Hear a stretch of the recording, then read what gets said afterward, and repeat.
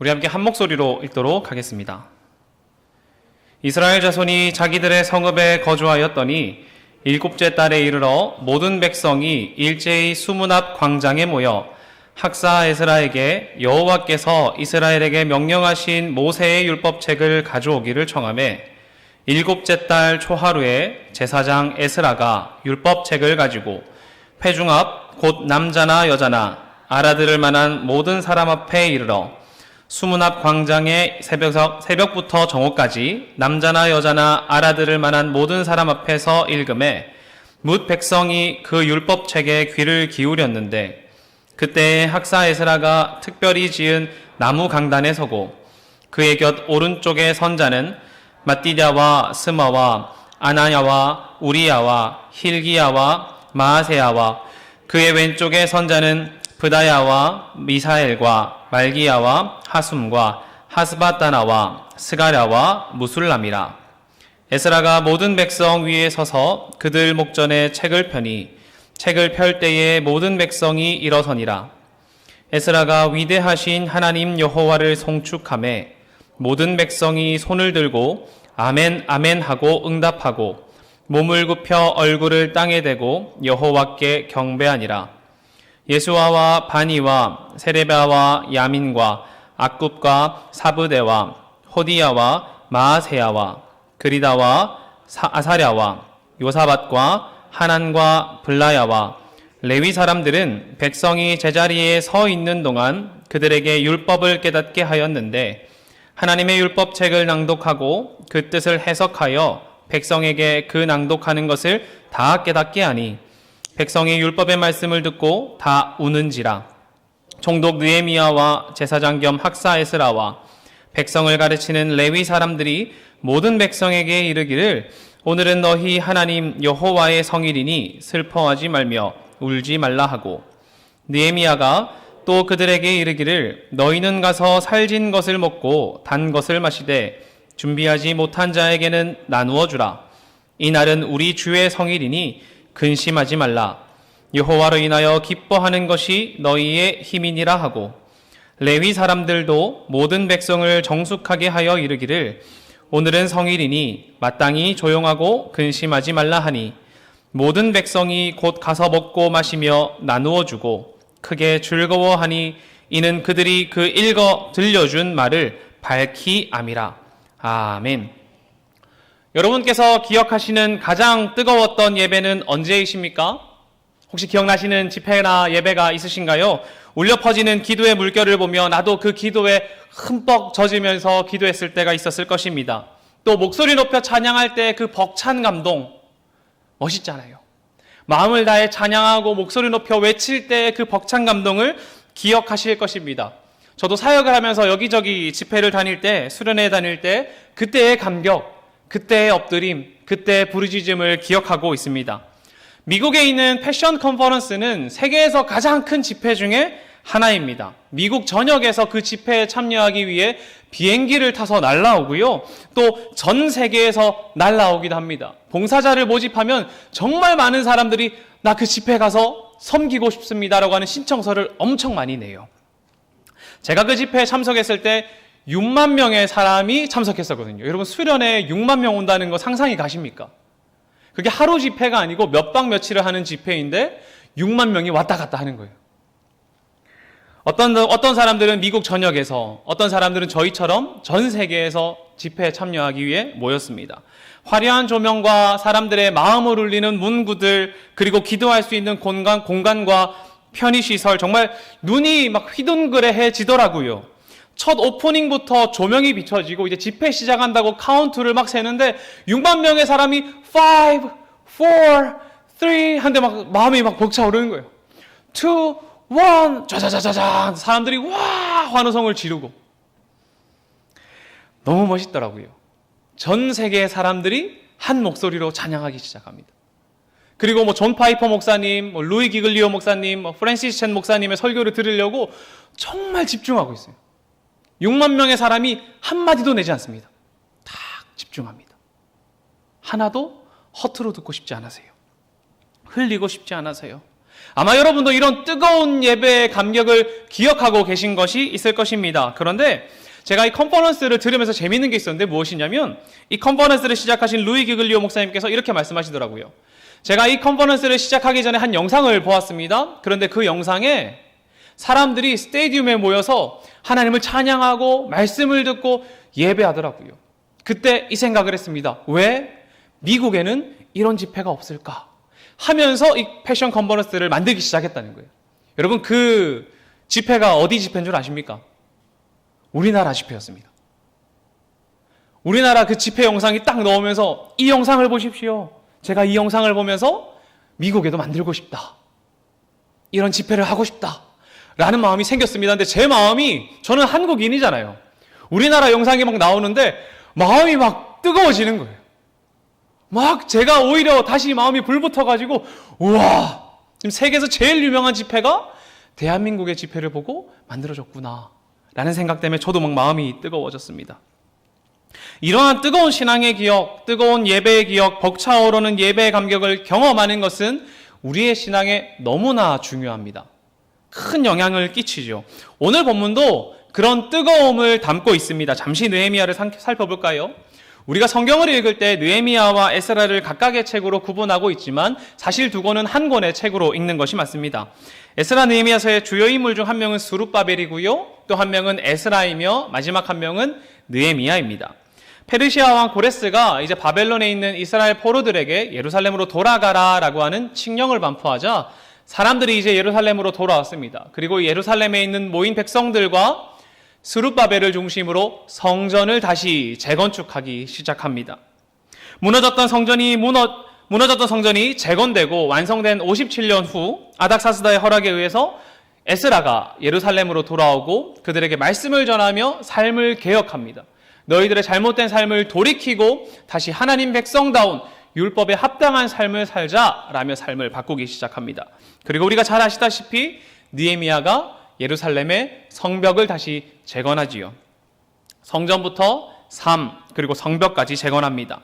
이들은 예루살렘으로 돌아와 예루살렘을 재건하는 일에 힘썼습니다. 스룹바벨은 성전을, 에스라는 백성들의 삶을, 느헤미야는 성벽을 재건하는 일에 힘을 썼습니다. 그런데 우리가 잘 알아야 하는 것은 이들의 재건의 중심에는 언제나 말씀이 있었습니다. 하나님이 이 재건의 중심이었다는 것입니다.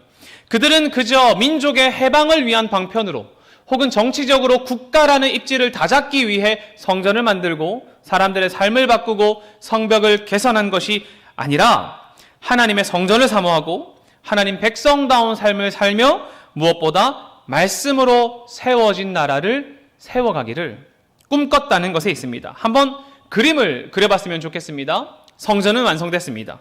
성벽도 재건되었습니다. 그들의 삶도 조금은 바뀐 것 같아요. 그런데 무언가 하나가 없는 것 같습니다. 무언가 하나가 빠진 것 같단 말이죠. 그리고 사람들이 광야에 모였습니다. 그리고는 에스라에게 외칩니다. 우리에게 율법책을 가지고 오라고 말이죠. 에스라가 사람들을 모은 것이 아닙니다. 사람들이 에스라에게 요청하고 있는 것입니다. 우리에게 율법책을 가져와 주십시오. 이에 에스라가 율법책을 가지고 사람들 앞에 섰습니다. 그 앞에는 남자나 여자나 알아들을 만한 모든 사람이 그의 가르침을 기다리고 있었습니다. 에스라가 이제 율법책을 낭독하기 시작하자 사람들은 이제 귀를 기울이기 시작합니다. 그 광장에 마이크도 하나 없는데 그의 음성을 듣기 위해 모두가 숨을 죽였단 말이죠. 이거를 조금 더 적나라하게 말하면, 직설적으로 말하면 귀를 기울였다라는 표현은 백성들이 율법책에 귀가 딱 달라붙어 있었다, 이렇게 볼 수 있습니다. 함께 하다라는 뜻이거든요. 그들의 귀가 율법책과 함께 하고 있었다, 딱 달라붙어 있었다, 이렇게 말하는 겁니다. 그들의 귀가 에스라가 외치는 율법책에 딱 붙어서 떨어지지 않는 것입니다. 20-30분 집중하는 거 할 수 있습니다. 그러나 이들은 해가 떠오를 때부터 새벽부터 정오까지 에스라의 말씀을 듣기 위해 귀를 기울이고 있었단 말입니다. 하나라도 흘려버리고 싶지 않았어요. 우리에게는 이러한 열정이 필요합니다. 어떠한 열정입니까? 바로 말씀을 사모하는 마음입니다. 하나님의 말씀을 내 귀가 딱 달라붙어서 하나도 흘리고 싶지 않은 그런 마음 말이죠. 내 귀가 말씀에 딱 달라붙어서 하나님의 말씀을 하나도 놓치고 싶어 하지 않은 그러한 마음, 그 마음이 우리에게 필요합니다. 성전도 있고 성벽도 있는 그들에게 무엇이 더 필요하겠습니까? 당연히 말씀이지요. 하나님의 말씀 없이는 의미가 없습니다. 이들에겐 말씀이 필요합니다. 그런데 이러한 열정이 이스라엘 백성뿐만 아니라 에스라에게서도 발견할 수 있습니다. 여러분, 에스라는 제사장 가문의 자손입니다. 그가 페르시아에 있을 때 제사장 가문의 자손이라는 호칭은 아무런 의미가 없죠. 왜 그렇습니까? 성전이 없기 때문입니다. 자신의 역할은 아무런 의미가 없었을지 모릅니다. 하지만 에스라는 끊임없이 말씀을 연구했습니다.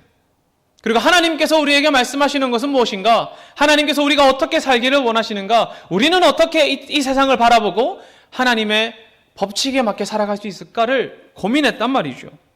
언젠가 하나님의 때에 그 말씀이 선포되어져야 함을 알았던 사람처럼 말입니다. 세상이 바뀌고 문화가 바뀌었습니다. 그들은 페르시아의 포로로 있기 때문에 바뀐 세상 가운데 적응하며 살 수 있었으나 에스라는 세상은 바뀌어도 말씀은 변하지 않는다는 것을 알고 있었던 사람 같습니다. 그리고 바뀐 세상에서도 말씀을 연구하고 하나님의 음성을 듣기 위해 갈망하고 말씀 가운데 살았단 말이죠. 그리고 페르시아에서 다시 예루살렘으로 돌아왔을 때 그는 말씀을 선포할 수 있었습니다. 에스라가 이스라엘 백성들에게 율법을 낭독했을 때 여러분 얼마나 감격했을까요? 얼마나 감격했겠습니까?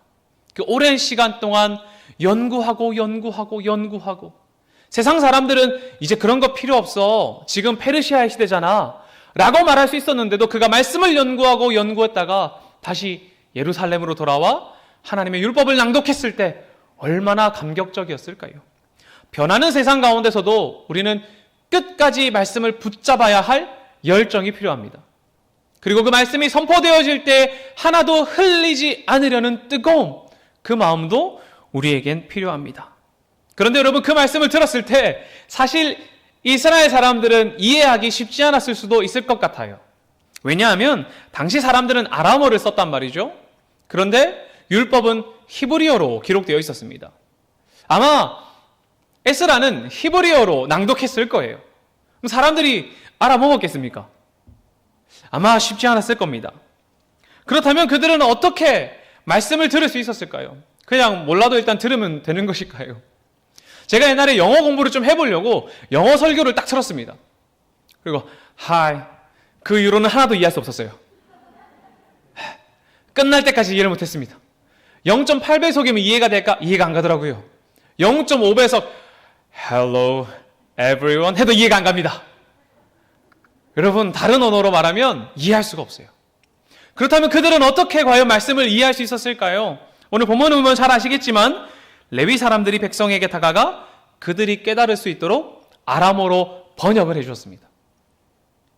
그들의 섬김을 통해 이스라엘은 듣고 이해할 수 있었습니다. 이러한 말씀의 전달자가 우리 또한 될 수 있습니다. 저만 되는 겁니까? 우리 또한 그러한 말씀의 전달자가 될 수 있습니다. 여러분 또한 말씀의 전달자가 될 수 있단 말이죠. 에스라의 역할 역시 중요합니다. 말씀을 연구하고 고민하고 말씀을 선포하는 역할도 너무나 중요하죠. 그러나 그에 못지않게 전달하는 사람도 너무나 중요합니다. 제가 인도에 있을 때 어떤 행정적인 처리를 해야 될 때가 있었습니다. 그런데 이제 인도는 여러 언어를 쓰지 않습니까? 한 사람이 한 기본 3-4개는 하는 것 같아요. 저도 이제 가서 사는데 타밀라두어가 주 언어거든요. 행정 처리를 해야 되는데 이 사람이 타밀라두어밖에 못하는 겁니다. 큰일이 났죠. 그런데 제가 어떻게 처리를 하겠습니까? 한 친구가 가서 타밀라두어와 영어로 이제 번역하기 시작하는 거예요. 바나캄 하더니 막 타밀라두어를 말합니다. 그리고는 저한테 영어로 다시 말해주는 거죠. 이렇게 하면 돼, 저렇게 하면 돼 하면서 그 친구가 정말 열심히 저에게 설명해 줘서 잘 마무리된 기억이 있습니다. 그런데 문제가 뭐냐면 제가 영어를 잘 못해서 그 친구의 말을 정말 못 알아먹었어요. 타밀라두어에서 영어로 번역해 줬는데 영어를 제가 못 알아먹겠는 거예요. 그때 그 친구가 어떻게 했냐면 정말 친절하게도 끊임없이 설명을 해줬습니다. 막 화난 표정으로 백, 이거 이해 못해? 이게 아니라 백, 이렇게 하면 돼 하면서 엄청 천천히 설명해주고 쉬운 단어를 쓰려고 하고 심지어는 막 번역기 어플을 써가지고 저한테 막 전달해 주려고 하는 거예요. 그 친구 덕분에 저는 인도에서 살아남았습니다. 잘 마무리가 됐어요. 전달자의 역할은 너무나 중요합니다. 여러분 역시 전달자가 될 수 있습니다. 포기하지 않고 끊임없이 말씀을 전달하고 이해할 수 있도록 설명해주고 눈높이를 맞추어 전달한다면 우리 또한 이곳에서 선포되어지는 말씀과 여러분이 묵상한 그 말씀을 세상 가운데 흘려보낼 수 있는 전달자가 될 수 있단 말입니다. 그리고 이 전달자들의 역할을 통해 이스라엘이 하나님의 말씀을 깨달았을 때 무엇했습니까? 자신들이 말씀과 얼마나 동떨어진 삶을 살고 있었는지를 발견하게 됩니다. 에스라가 율법을 낭독하고 사람들이 그 말씀을 번역해주고 전달해주고 그들이 듣고 깨달았을 때 내가 말씀과 동떨어진 삶을 살고 있었다는 것을 그들은 발견하게 됩니다. 그래서 막 울어요. 말씀을 깨닫게 되니 눈물을 흘린단 말입니다. 말씀을 깨닫게 되니 율법 앞에 자신의 삶을 되돌아보니 하나님과 다르다. 우리 하나님 백성답게 살지 못하고 있었다는 것을 그들은 발견합니다. 그리고 울기 시작하죠. 마음 가운데 뜨거움이 솟아났습니다. 하나님 앞에 엎드려야겠다는 마음이 솟아났습니다. 그리하여서 얼굴을 땅에 대고 엎드려 울기 시작한단 말이죠. 자신의 삶이 다름을 보고 눈에는 눈물이 터지고 마음엔 하나님을 향한 뜨거움과 죄송스러움이 엎드릴 수밖에 없는 무너진 마음이 그들의 삶 가운데 드러났습니다. 우리는 이러한 엎드림의 뜨거움도 필요합니다. 말씀을 듣고 깨달았다면 내 삶이 말씀과 동떨어진 삶을 살고 있다는 것을 발견했다면 우리는 이들과 같이 주님 앞에 엎드려서 내 삶을 하나님 앞에 토로하는 뜨거움, 내가 하나님 말씀대로 살지 못했습니다. 내 삶이 주님과 결이 같지 않습니다. 하나님, 내 마음이 무너졌습니다. 하고 엎드리는 뜨거움 또한 우리는 필요합니다. 우리의 엎드림은 주님의 말씀 앞에 자신을 비춰보는 것이며 자신을 돌이켜 하나님 앞에 눈물로 회개하고 드리는 고백입니다. 지금까지 제가 3가지의 뜨거움을 얘기했습니다. 기억나십니까? 말씀에 대한 뜨거움, 그리고 전달에 대한 뜨거움, 또 하나는 엎드림의 뜨거움입니다. 우리에겐 이런 뜨거움이 필요합니다. 이러한 뜨거움을 경험한 이들의 삶이 어떻게 바뀌는지 아십니까? 이렇게 됩니다. 이들은 이 순간을 기점으로 초막절을 지키고 회개하기 시작합니다. 그리고 율법을 지키기로 결정합니다. 하나님, 이제 저희가 율법을 지키겠습니다.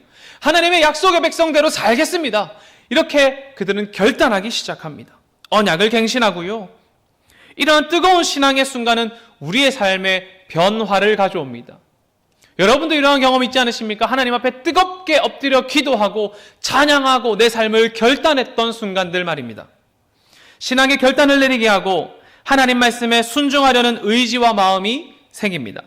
삶을 돌이켜 주님께로 향하게 하려는 마음 또한 신앙의 뜨거운 순간이 우리에게 가져다주는 일이기도 하지요. 여러분도 이러한 순간 기억나시죠? 그리고 그러한 순간을 경험했기 때문에 우리 교회 다음 세대가 이러한 신앙의 뜨거움이 있었으면 좋겠다 생각하시는 것 아닙니까? 여러분께서 부르짖었던 그 경험과 그 기억들, 그 뜨거움을 기억하고 있기 때문에 다음 세대 아이들도 그런 경험이 있었으면 좋겠다 라고 생각하시는 거지 않습니까? 제가 아는 한 목사님께서 청년들에게 이렇게 부르짖는 게 기억이 납니다. 이렇게 말하더라고요. 여러분에게 하나님과의 뜨거운 추억이 있습니까? 하나님 앞에 뜨겁게 기도하고 눈물 흘리며 외쳤던 경험이 있습니까? 이렇게 말입니다. 생각해보면 정말 우리 다음 세대가 하나님 앞에 이렇게 엎드렸던 신앙의 순간이 있을까? 라는 생각을 좀 해보게 되더라고요. 아이들 와서 앉아있다가 가고 앉아있다가 간 것만은 아닐까? 부르짖는 뜨거움과 엎드리는 뜨거움과 회개의 뜨거움이 있었을까? 이런 고민을 막 하게 되는 거예요. 안타깝죠. 왜 안타까운 줄 아십니까? 여러분에게는 그런 뜨거움이 있었기 때문입니다. 그 순간을 경험했기 때문에 아이들이 안타까운 거예요. 뜨겁게 기도하고 말씀을 들으며 내 마음이 벅차오르고 하나님을 향해 나의 삶을 드리며 주님 나를 사용해 주시옵소서 라고 외쳤던 순간이 우리에겐 있기 때문입니다. 사실 이러한 뜨거운 신앙의 경험은 지금 우리가 여전히 갈망하고 있지요. 지금도 우리 갈망하지 않습니까? 마치 에스라에게 율법책을 가지고 와달라고 했던 이스라엘 백성처럼 말입니다. 하나님 우리에게 신앙의 뜨거운 순간을 주시옵소서. 우리에게 식은 열정을 다시 회복해 하여 주시옵소서. 내 마음에 굳어버린 마음은 깨뜨려 주시고 식어버린 열정은 다시 불타게 해 주옵소서. 이 마음은 우리도 지금도 기도하며 외치지 않습니까? 우리에겐 여전히 이렇게 뜨거운 신앙의 순간들이 필요합니다. 말씀을 향한 갈망이 필요하고요. 또 말씀을 듣고 하나님 앞에 엎드리는 뜨거움도 필요합니다. 여기 앉아 계신 동래중앙교회 모든 성도님들과 다음 세대 모두에게 이러한 신앙의 뜨거운 순간이 있기를 간절히 빕니다. 그런데 여러분 잘 아시다시피 뜨거움이 전부가 아닙니다. 그렇죠. 느헤미야의 결론부를 보면 여러분 얼마나 마음이 아픈 줄 아십니까? 느헤미야의 결론부는 되게 멋있지 않습니다. 13장을 보면 이렇게 얘기합니다. 느헤미야가 잠시 페르시아 왕궁으로 갔다가 예루살렘으로 돌아왔을 때 도비야가 성전 구역 안에 방을 만들어서 귀중한 것들을 보관해 둡니다. 성전은 그런 용도로 사용하는 게 아니죠. 성전은 그런 용도가 아니지 않습니까? 우리 간단하게 얘기하면 우리 예배당 안에 이렇게 방을 하나 만들어서 제 개인 짐을 두고 있는 겁니다. 이상하지 않습니까? 또 레위 사람들이 받을 몫을 받지 않아서 자기들의 밭으로 도망갑니다. 여러분 일단 레위 사람들 자체가 밭이 있는 것 자체가 문제입니다. 그렇지 않습니까? 그들이 자기 밭이 있는 것 자체가 문제인데 받을 것을 받지 않아 자기 밭으로 돌아갑니다. 값을 주지 않아 성전을 떠나게 하는 것도 문제죠. 성전 안에 허락되지 않은 방을 만들어 물건을 두고 레위 사람들이 성전을 떠나 각자의 밭으로 돌아가고 성전이 지금 어떻게 되고 있습니까? 방치되고 있죠. 성전이 지금 방치되고 있습니다. 제 개인 짐으로 여기를 다 채우고 있고요. 레위 사람들은 다 자기 밭으로 돌아갔습니다. 게다가 방금까지 우리 율법 지키겠다고 막 뜨겁게 했지 않습니까? 그런데 에스라의 가르침이 무색하게도 이들이 율법을 어깁니다. 안식일에 술틀을 밟고 곡식단을 나귀에 실어 운반하고 포도주와 포도와 무화과와 여러 가지 짐을 지고 안식일에 예루살렘에 들어와서 음식을 팔기 시작합니다. 사람들은 안식일에 율법을 어기고 일을 했을 뿐만 아니라 성벽 주위에 시장을 열어 장사를 하기 시작했습니다. 느헤미야는 이들을 향해 꾸짖으며 외칩니다. 13장 17절에서 18절입니다. 우리 함께 읽겠습니다. 우리 함께 읽어볼까요?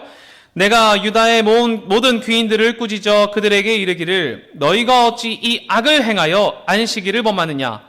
너희 조상들이 이같이 행하지 아니하였느냐? 그래서 우리 하나님이 이 모든 재앙을 우리와 이 성읍에 내리신 것이 아니냐? 그럼에도 불구하고 너희가 안식일을 범하여 진노가 이스라엘에게 더욱 심하게 임하도록 하는도다 하고. 아멘. 느헤미야는 뜨거운 신앙의 순간을 보여준 후 실망스러운 결론으로 끝납니다. 좀 전까지만 해도 이들이 광장에 모여서 율법책을 가져와 달라고 하고 율법책을 낭독하니 막 뜨거운 눈물을 흘리고 이제 율법을 지키겠습니다. 우리의 삶을 돌이키겠습니다. 이렇게 말했지만 실망스러운 결론으로 끝나고 맙니다.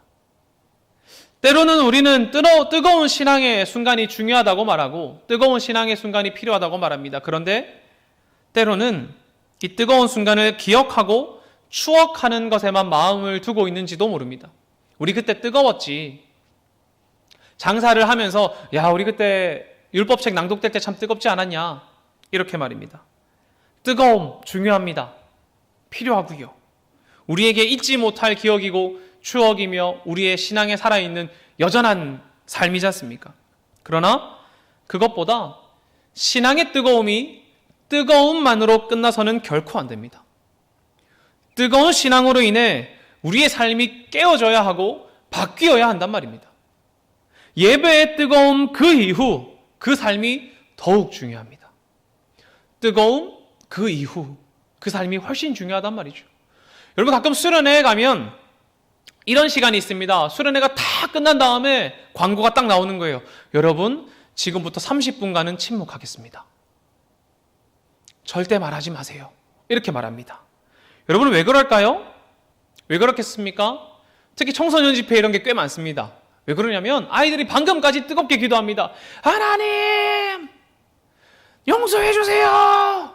막 기도를 했다가 예배만 딱 끝나는 순간, 잘 아시죠?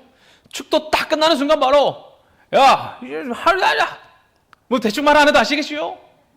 예? 야 오늘 예배 아주 난리야. 그럼 은혜가 어떻게 됩니까?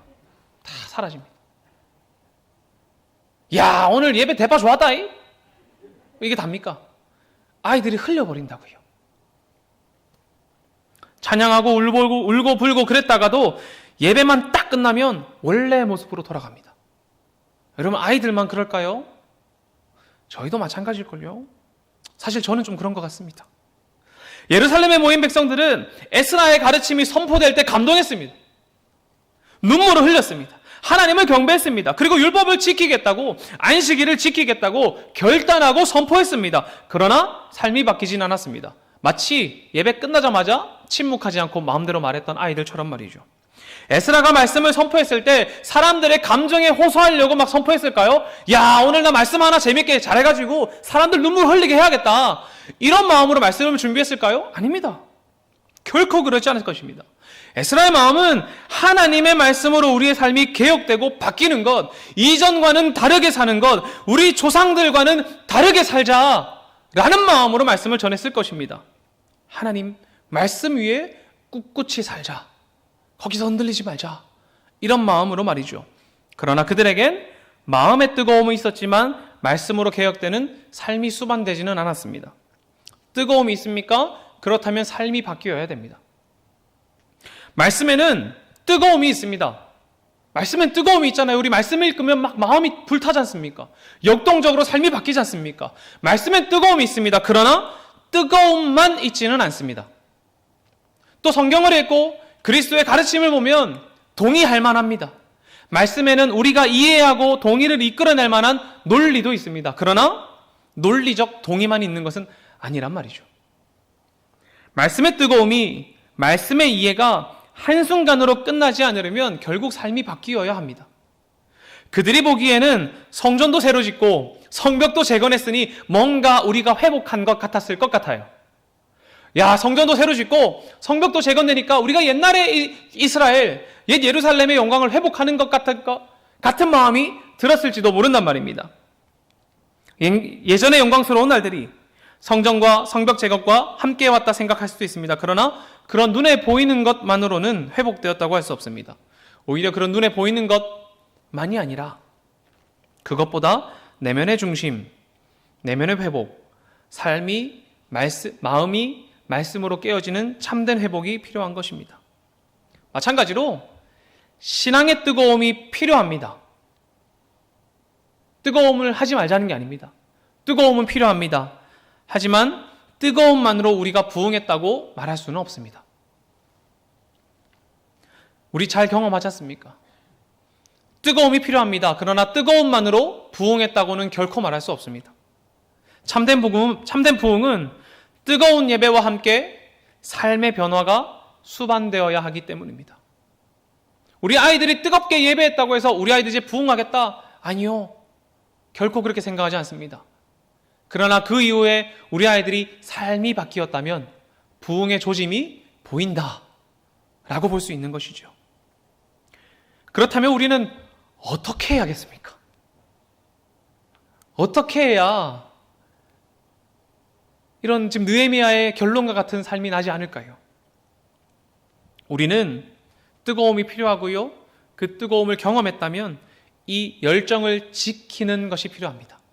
지켜야 된단 말이죠. 곧 마음을 지키는 것입니다. 잠언 4장 23절을 이렇게 말하죠. 우리 한 목소리로 한번 크게 읽어보겠습니다. 잠언 4장 23절입니다. 시작. 모든 지킬 만한 것 중에 더욱 내 마음을 지키라. 생명의 근원이 이에서 남이니라. 아멘. 제가 한번 더 읽어보겠습니다. 모든 지킬 만한 것 중에 더욱 내 마음을 지키라. 생명의 근원이 이에서 남이니라. 아멘. 우리 안에 신앙의 뜨거움이 생겨났다면 우리는 이 뜨거움을 지켜야 합니다. 에스라가 율법을 낭독했을 때 뜨거움을 간직만 하는 것이 아닙니다. 율법을 낭독했을 때 그 뜨거움을 가졌다면 이제 성전을 바라보면서 뜨거움을 지켜야 합니다. 또 성벽을 바라보면서 뜨거움을 지켜야 합니다. 다르게 말하면 우리 안에 부흥의 뜨거운 열정이 생겼다면, 말씀의 뜨거움이 생겼다면 예배 앞에서도 여전히 이 마음을 지켜야 하고요, 성벽과 같은 여러분의 삶의 자리에서도 이 뜨거움을 여전히 간직해야 됩니다. 사람들을 만날 그때에도 이 뜨거움을 가진 채 사람들을 대해야 되고요, 그들에게 이 뜨거운 마음을 전달해 주어야 합니다. 어떠한 상황, 어떠한 환경, 누구와 함께하든 누구를 만나든지 이 뜨거움을 간직하려고 지켜야 된단 말이죠. 우리 안에 품은 말씀을 가지고 세상을 마주 보아야 합니다. 내 안에 품은 뜨거운 신앙으로 세상을 보고 사람을 만나고 나의 행동을 결정하고 하나님 앞에 나아가는 것, 그것이 우리에게는 필요합니다. 마음을 지키지 않으면 우리는 어느새 신앙의 불길을 잃고 어느새 이전과 같이 살게 될 것입니다. 사랑하는 동래중앙교회 여러분, 우리 하나님을 향한 뜨거운 예배의 열정을 가집시다. 그리고 이 뜨거운 마음을 고이 간직한 채 삶을 변화해 나갑시다. 여러분의 이 삶의 자리로 이 뜨거움을 간직한 채 나아가고요, 사람들을 만날 때에도 이 뜨거움을 간직한 채 만납시다. 그래서 한순간의 뜨거움, 한순간의 신앙을 추억만 하기보다 여전히 살아있는 하나님의 말씀이, 여전히 불과 같이 뜨거운 하나님의 말씀이 여러분의 마음 가운데 있어서 지금도, 오늘도, 내일도 여러분의 삶을 개혁해 나가는 신앙의 용사 되시기를 간절히 빕니다. 기도하겠습니다. 하나님, 우리 안에 하나님을 향한 열정을 더하여 주시옵소서. 말씀을 향한 갈망과 하나님 앞에 엎드릴 수 있는 성찰과 용기가 필요합니다. 날마다 주님의 음성을 쫓아 살아가는 우리 되게 하시고, 뜨거움을 잊고 추억만 하기보다 지금도 살아가시는 하나님과 동행함으로 오늘도 말씀 위에 서서 새롭게 살아가는 우리 동래중앙교회 되게 하여 주시옵소서. 우리는 오늘도 주님을 향한 열정을 품으며 세상을 마주합니다. 마음을 지켜 오직 주님만 따르는 우리가 되게 하여 주시옵소서. 살아계신 예수님의 이름으로 기도합니다. 아멘.